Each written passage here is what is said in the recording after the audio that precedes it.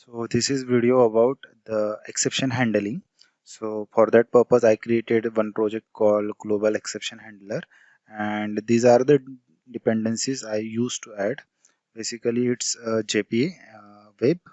After that, connector I will use it later, but for now, for the next purpose, future purpose I just added it Lombok and test. The test dependency added by default. Okay, so first thing first, we look into how we are going to miss whenever exception occurred, what kind of exception pattern Spring Boot throw. Okay, and how we can redesign it in future. So for that purpose, what I do, I just created one controller for it. Okay, so the controller name is exception exception test controller. Okay, so for that I created one exception controller here, and it is the REST controller, and the endpoint name is, okay, I can put it here.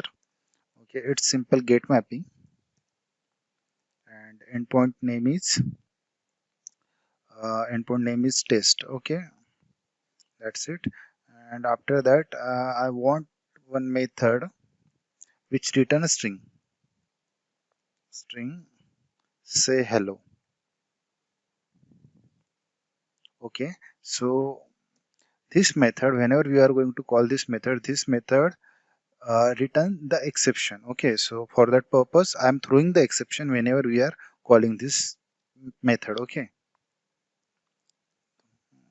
new runtime exception. Okay, I am using runtime exception with string. Okay, so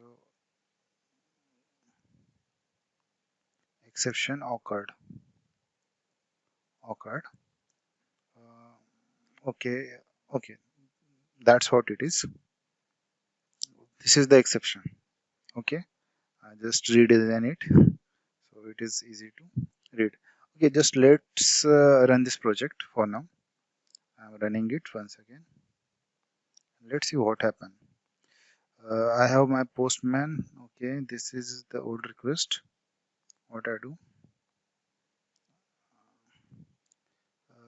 I use this request localhost 8080 and this endpoint.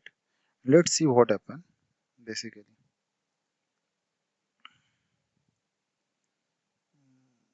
so this is the endpoint. I am using localhost 8080. Okay, and this is the endpoint. Okay, so method type is the post, and let's check here too. Okay, so yeah, so I'm hitting it once again. Let's see, we got the exception, and this is the actual format of the exception which sent by the Spring Boot. Okay, so basically it contain one timestamp, status, and internal server error.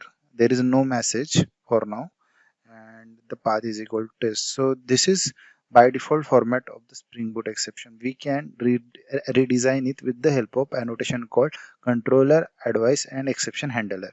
These are two annotations provided by Spring Boot.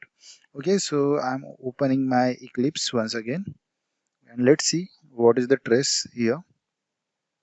Okay, this is exception occurred. We just write here, so we need to redesign it.